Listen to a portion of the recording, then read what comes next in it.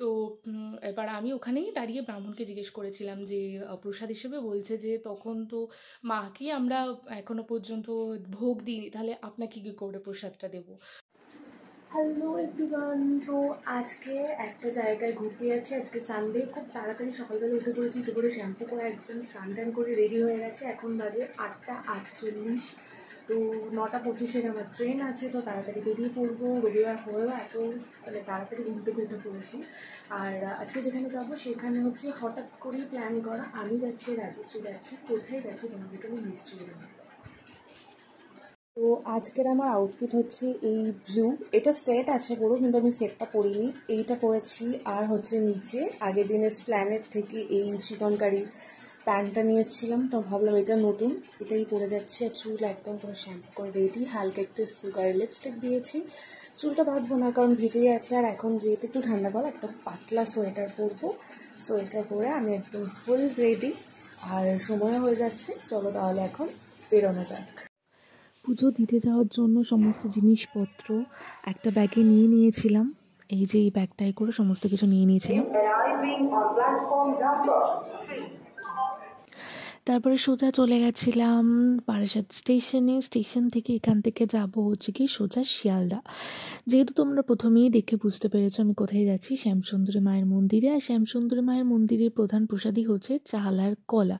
তো সেগুলোর ওখান থেকে অবভিয়াসলি দোকান থাকবে, কিন্তু আমি সব কিছুই বাড়ি থেকে রেডি করে নিয়ে যাচ্ছিলাম। চাল, কলা, ধূপকাঠি, মোমবাতি সমস্ত কিছু আমি বাড়ি থেকে রেডি করেই নিয়ে যাচ্ছিলাম। আর যে কোনো তীর্থস্থানে গেলেই তো মানে আশেপাশে জিনিসপত্রের যা দাম হয়, এই জন্য বাড়ি থেকেই আমি সমস্ত কিছু জিনিসপত্র গুছিয়ে নিয়ে যাচ্ছি। আর আমি স্টেশনে পৌঁছে গেছি, শিয়ালদা স্টেশনে। আর আমার বান্ধবীর আসার অপেক্ষা করছি, ওর আগে আমি পৌঁছে গেছি। ও সাউথের দিক থেকে আসছে, তো দাঁড়িয়ে দাঁড়িয়ে ওর জন্য অপেক্ষা করছিলাম। অপেক্ষা করতে করতে ভিডিওগুলো ক্লিপসও নিচ্ছিলাম।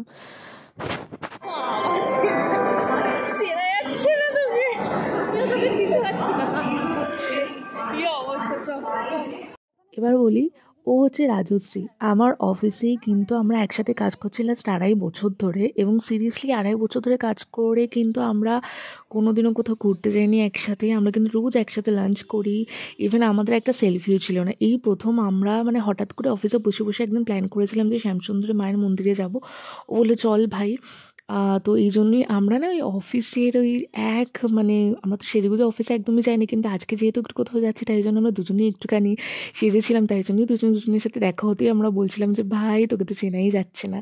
তো যাই হোক, আমরা পৌঁছে গেছিলাম। এটাই আমাদের ফার্স্ট কোথাও বেরোনো, তাও আবার মন্দিরে পুজো দিতে যাওয়া সত্যিই খুব ভালো। এবং এই প্রথম হয়তো আমরা দুজন সেলফি তুলেছি, মানে ছবি তুলেছি। তো মন্দিরে ফাইনালি পৌঁছে গেছিলাম। শিয়ালদা থেকে নেবে একটা বাস ধরে মানিকতলা হোমিওপ্যাথিক হসপিটালের সামনে নেমে গেছিলাম। আর চালকলা যেহেতু এনেছিলাম, আর এখানে না প্রসাদ দেওয়ার সেরকম কোনো সিস্টেম নেই, একমাত্র প্রসাদ হলো মায়ের ভোগ। তো যেহেতু বাড়িতে যেহেতু বলেই এসে আমরা মন্দিরে পুজো দিতে যাচ্ছি, তো বাড়ির জন্য তো একটু প্রসাদের দরকার, একটু মিষ্টির দোকানেও নিয়ে চলে গেছিলাম। কিন্তু জানতাম না যে এই পুজো দিলে কিন্তু কোনোরকমভাবে প্রসাদ ফেরত দেওয়া হয় না, একমাত্র প্রসাদ হিসেবে এখানে মায়ের ভোগই দেওয়া হয়। তো তারপরে আমরা মানে এই গলিটা হচ্ছে সেই মায়ের মন্দিরের গলি, একটা বাড়ির মধ্যেই মায়ের প্রতিষ্ঠান। যারা গেছো তারা হয়তো জানো। আমরা প্রথমে ভাবছিলাম যে একটু সোজা গলিতে ঢুকে যাবো, তারপরে ওখানে যারা আছে তারা বললো না আরও পিছনে লাইন। বাপরে, আমরা অত সকালে গেলেও অত লাইন, বাপরে, একটা ছোট্ট গলির মধ্যে মানে এত লাইন। আর এখানে কিন্তু সবাই পুজো দিতেই এসেছে। তো যাই হোক, আমরা লাইনে দাঁড়িয়েছিলাম, লাইনে হয়তো 1 ঘন্টা মতন দাঁড়িয়েছিলাম। দাঁড়ানোর পর তারপরে মায়ের মন্দিরে ঢুকেছিলাম। আর এখানে জুতো রেখে দিচ্ছিলাম, জুতো একদম পুরো খালি পায়ে তো যেতে হবে, জুতো রেখে দিয়ে। আর সমস্ত কিছু তো কেনাই ছিল, তাই আর এখান থেকে আর কিছু আলাদা কিছু কেনার দরকার পড়েনি। আর হচ্ছে গিয়ে লাইনে মোটামুটি 1 ঘন্টা মতন দাঁড়িয়েছিলাম। দাঁড়ানোর পর ওখানে গিয়ে আসলে মানে স্লটে ওরা ভেতরে ঢুকে মানে দাঁড় করিয়ে অঞ্জলি দেওয়ায়, অঞ্জলি দিয়ে তারপর স্লটে ছাড়ে।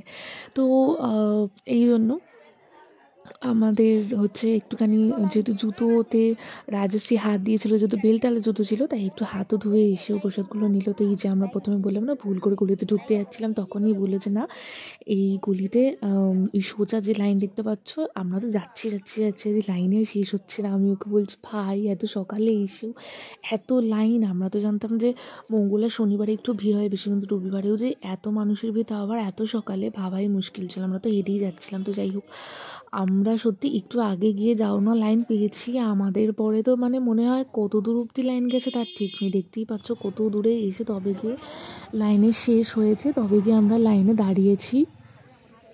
চলেই যাচ্ছিলো লাইনটা। আমার তো বুকটা ধড়াস ধড়াস করছিলো যে কতক্ষণ লাগবে, মানে সেই দুর্গাপুজোর প্যান্ডেলের মতন কতক্ষণ লাগবে। তো যাই হোক, মায়ের মন্দিরে এসছি, একটু তো কষ্ট করতেই হবে। মায়ের মন্দিরে দাঁড়িয়ে কষ্ট করে তবেই তো মায়ের দর্শন পাওয়া যায়, তাই না? এত সহজে কি আর মা দর্শন দেবে? তো আস্তে আস্তে লাইনে পৌঁছে গেছিলাম, ভাগ করতে করতে সেই গলি যেখান থেকে আস্তে আস্তে যত এগোচ্ছিলাম তত মায়ের মুখটা দেখার জন্য মনটা পুরো উদ্বিগ্ন হয়ে যাচ্ছিলো। আর এই জায়গাটায় হচ্ছে আমরা পুজো দিচ্ছিলাম, মানে পুজোগুলো জমা দেওয়া হচ্ছিলো, যা যা আনি আমরা ধূপকাঠি, মোমবাতি, ফুল, চাল কলা সমস্ত কিছু এই জায়গাটায় পুজো জমা দেওয়া হয়। এখানে যে মায়ের ওখানে পুজো দিয়ে নিয়ে আবার প্রসাদটা ফেলে দেওয়া, এখানে কোনো সিস্টেম নেই, এখানে পুজোটা এখানে জমা দেয়।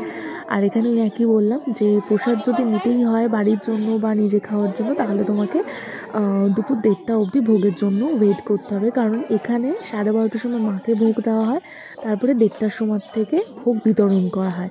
তো কেউ যদি বাড়ির জন্য প্রসাদ নেবো বা নিজে একটু প্রসাদ খাবো এটা মনে করো, তাহলে কিন্তু তাদেরকে দুপুর 1:30টা অবধি ওয়েট করতেই হবে। আর এখানে আমি দেখলাম যে গ্রিলে ধারে যে প্লাস্টিকগুলো বাঁধা দেখছো, এগুলো কিন্তু মানত করে, এখানে সবাই প্লাস্টিক বেঁধে মানত করে, এটাও কিন্তু আমি দেখলাম নতুন। ফাইনালি কিন্তু মায়ের গর্ভগৃহের কাছে পৌঁছেই গেছিলাম। এবার আস্তে আস্তে মায়ের গর্ভগৃহতে ঢুকছে, আর আমার সাথে সাথে তোমরাও মায়ের সুন্দর মুখখানি দর্শন করো। আজকে আসলে মায়ের সাজ ছিল পরনে নীল রঙের শাড়ি আর রূপোর গয়নার সাজ, সত্যি দেখতে এত অসাধারণ লাগছিল। তো এতক্ষণ দাঁড়িয়ে থেকে এতক্ষণ কষ্টের অবসান ঘটলো, ফাইনালি মাকে দর্শন করতে পারলাম। আমার সাথে সাথে তোমরাও মাকে দর্শন করো। যখন ভয়েস ওভারটা দিচ্ছি না, তখন মানে সত্যি মানে সেই মায়ের যে প্রথম দর্শনটা আমি করেছিলাম, সেটা আমার চোখের সামনে জল করে ভাসছে, মানে দু চোখ ভরে। আর অনেকক্ষণ ধরে এখানে বললাম যে স্লটে একদম গর্ভগৃহ ভরে যাবে, ভরে গিয়ে তারপরে সবাইকে একসাথে অঞ্জলি দেওয়া হবে। তো অনেকক্ষণ ধরে মায়ের এখানে দর্শন করা যায়। এই নয় যে অন্যান্য মন্দিরে যেটা হয় যে একটুখানি দাঁড়াতে গিয়ে পারলাম না একদম সরিয়ে দেওয়া হয়, এখানে কিন্তু অনেকক্ষণ দাঁড়িয়ে থেকে অঞ্জলি দিয়ে